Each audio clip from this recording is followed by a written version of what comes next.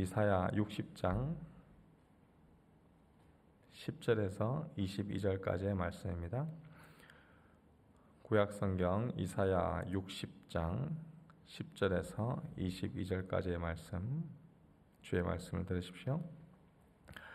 내가 노하여 너를 쳤으나 이제는 나의 은혜로 너를 불쌍히 여겼은즉 이방인들이 내 성벽을 쌓을 것이요 그들의 왕들이 너를 섬길 것이며 내 성문이 항상 열려 주야로 닫히지 아니하리니 이는 사람들이 내게로 이방 나라들의 재물을 가져오며 그들의 왕들을 포로로 이끌어옴이라. 너를 섬기지 아니하는 백성과 나라는 파멸하리니 그 백성들은 반드시 진멸되리라. 레바논의 영광 곧 잣나무와 소나무와 황량목이 함께 내게 이르러 내 거룩한 곳을 아름답게 할 것이며 내가 나의 발둘 곳을 영화롭게 할 것이라. 너를 괴롭히던 자의 자손이 몸을 굽혀 내게 나오며 너를 멸시하던 모든 자가 네 발 아래에 엎드려 너를 일컬어 여호와의 성읍이라 이스라엘의 거룩한 이의 시온이라 하리라.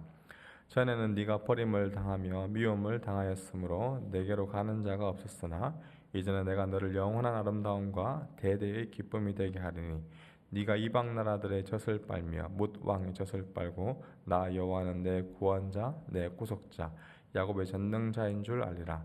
내가 금을 가지고 놋을 대신하며 은을 가지고 철을 대신하며 놋으로 나무를 대신하며 철로 돌을 대신하며 화평을 세워 관으로 삼으며 공의를 세워 감독으로 삼으리니 다시는 강포한 일이 내 땅에 들리지 않을 것이요 황폐와 파멸이 내 국경 안에 다시 없을 것이며 네가 네 성벽을 구원이라 내 성문을 찬송이라 부를 것이라.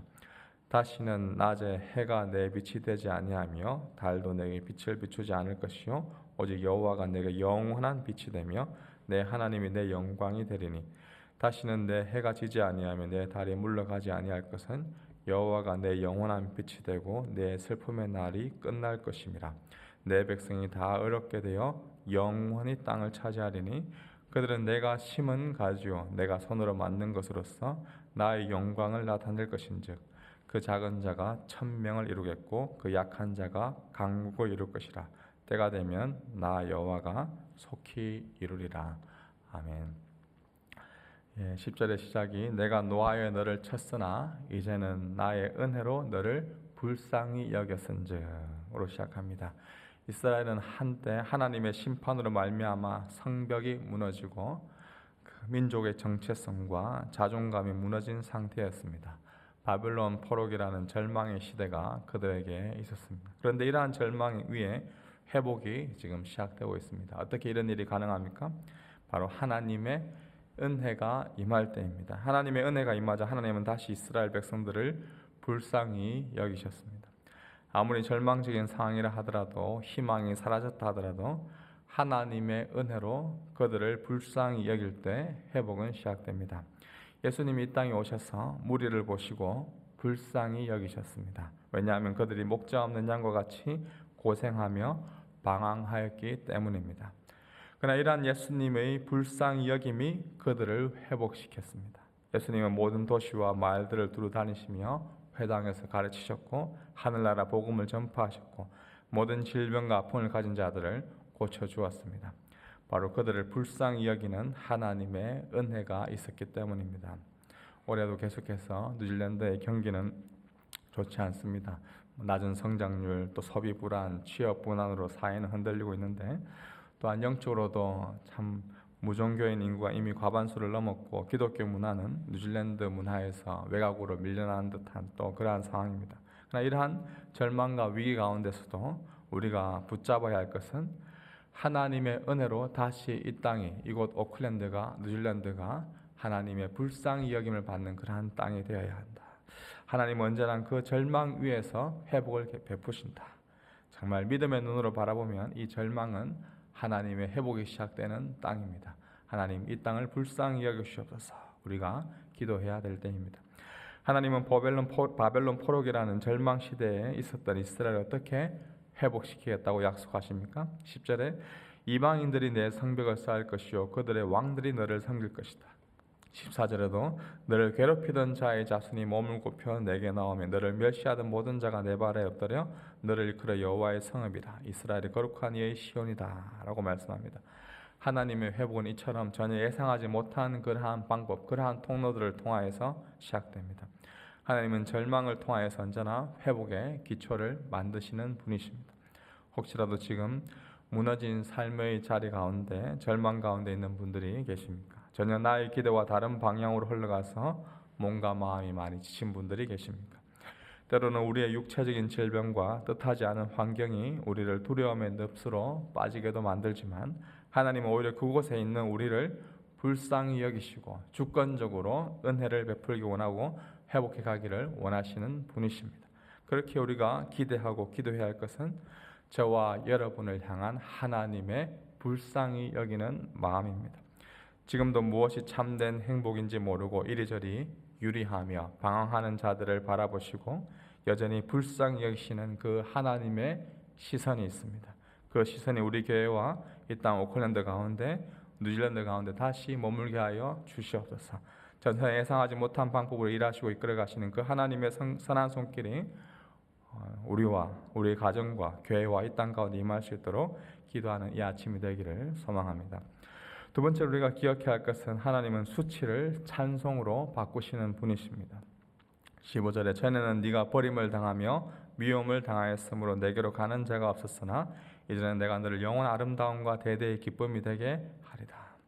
18절에도 다시는 광포한 일이 내 땅에 들리지 않을 것이요 황폐와 파멸이 내 국경 안에 다시 없을 것이며 네가 내 성벽을 구원이라 내 성문을 찬송이라 부를 것이라. 이스라엘은 수치와 버림 그리고 외면과 침묵을 겪어야만 했습니다. 그러나 하나님은 이제 그들을 영원한 아름다움과 대대의 기쁨으로 삼겠다라고 약속하십니다. 이제는 이스라엘의 성벽을 구원이다, 성문을 찬송이다라고 부르겠다라고 하십니다. 단지 이것은 외적인 어떤 번영을 뜻하는 것이 아니라 존재의 그 정체성 자체가 완전히 뒤바뀌는 것, 완전히 회복되는 것을 의미합니다. 전에는 버림받았던 그러한 교회가 이제는 다시 찬송의 자리로 부르는 그런 역사가 일어날 것이다 라고 지금 약속하고 계십니다. 이곳 뉴질랜드와 이 땅의 세상들은 점점 복음을 옛날의 가치다, 지나간 가치다, 그것은 전혀 가치가 없는 것이다 라고 여기며 교회를 떠나버리고 교회를 미워하기도 합니다. 교회 예배당은 점점 문을 닫고 젊은 세대들에게는 낯선 공간이 되어가고 있습니다. 더 이상 교회는 세상으로부터 환영이 아니라 외면을 당합니다. 그러나 오늘 말씀 우리에게 분명히 회복을 약속하시는 하나님의 소망의 메시지입니다. 하나님은 수치를 찬송으로 바꾸시는 분이십니다.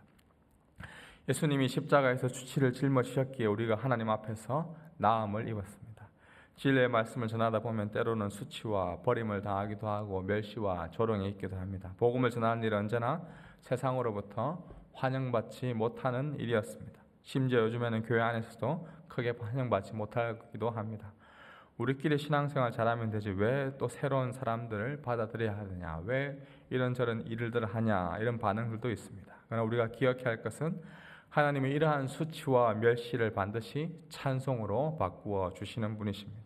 영원한 아름다움과 대대의 기쁨이 되게 하십니다. 도저히 생각하기도 싫고 입 밖으로 내뱉기도 힘든 그 어떤 버림과 상처와 수치, 과거의 아픔이라 하더라도 그 모든 것을 회복시키시고 찬송으로 바꾸시는 그 하나님을 신뢰하십시오.